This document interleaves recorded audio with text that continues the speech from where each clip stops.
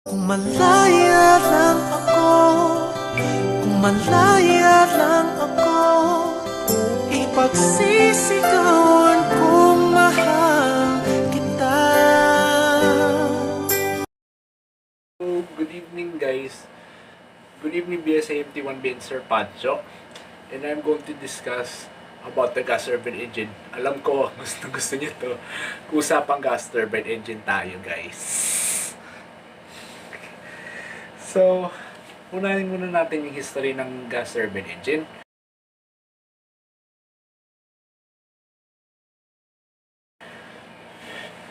It was all started by the aeropilot itself yung ginawa natin nung prelim.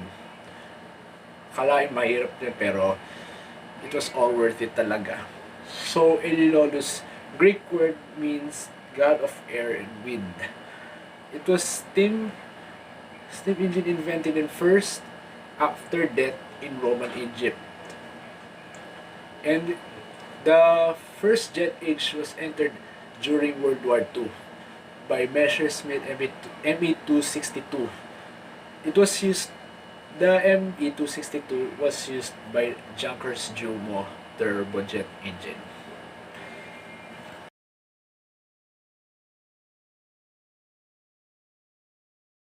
The principles of the gas turbine engine are the Brayton cycle itself, the 5 events, the intake, compression, ignition, power, and exhaust. So, for the first event in the gas turbine engine is the intake. Ito. Wait lang, i-demonstrate ko pa dito sa librong to. So, the air passes through the inlet section and it sucks more than 75 to 80 in the inlet section it enters. So the other 20 to 25% the air enters to the core engine.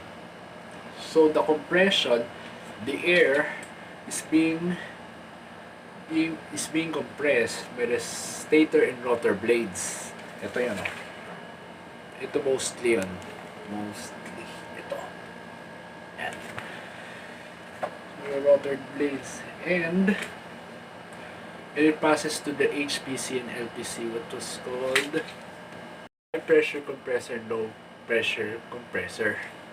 So, in the ignition, the presence of igniter itself in the combustion chamber.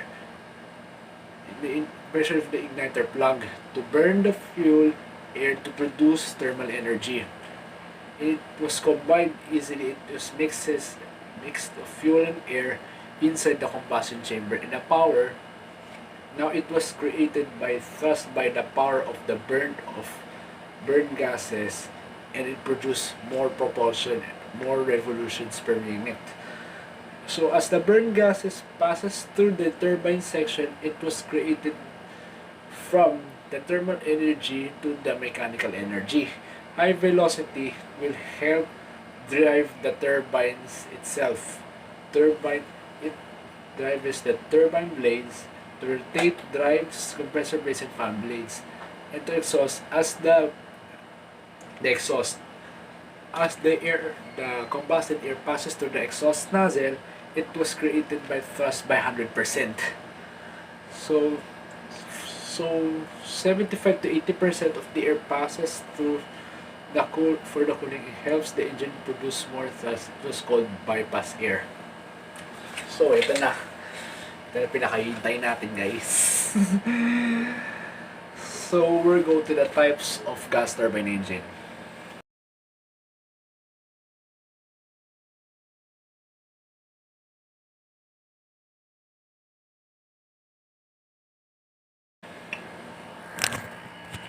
Tara!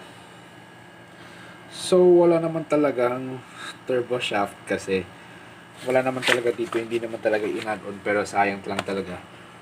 Babasahin ko yung tungkol sa ramjet sa mamaya. So, yung turbojet, mostly, ito yung this was the first gas turbine engine since the World War II.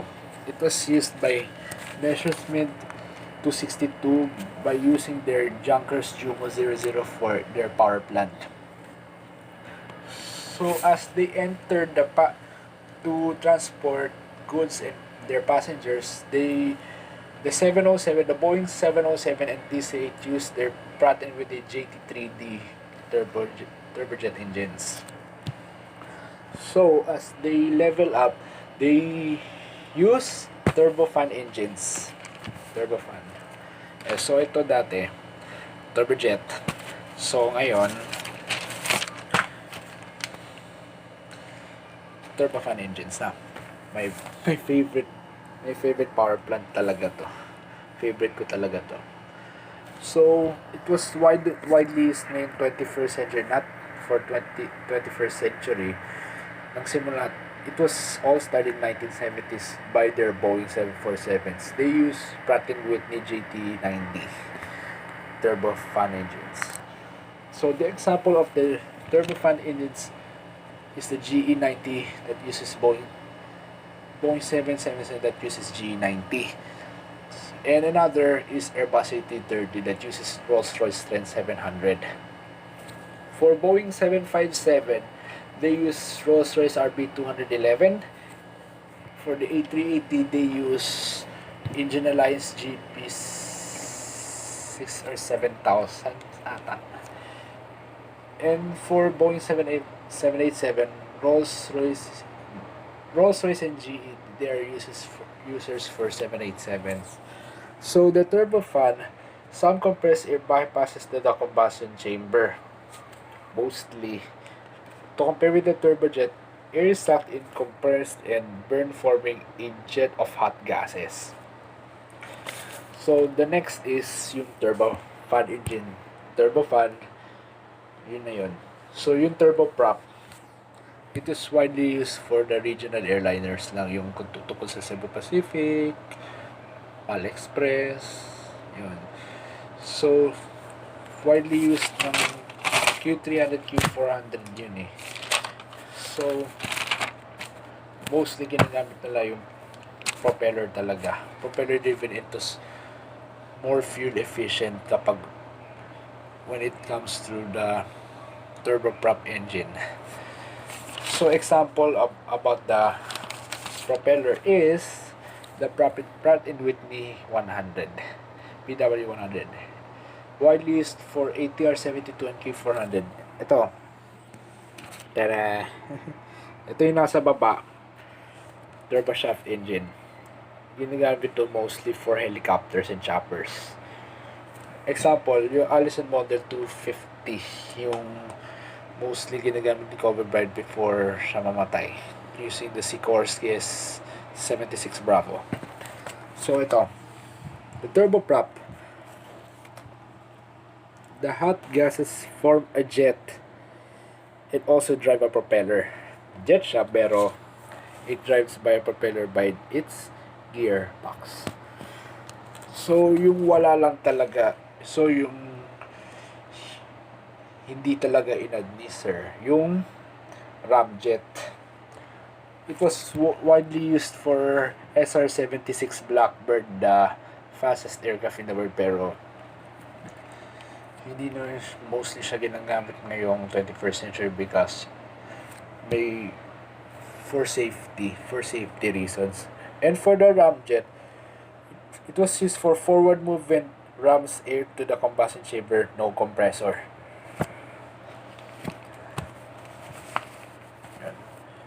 The same thing for to compare with turboprop and turboshaft.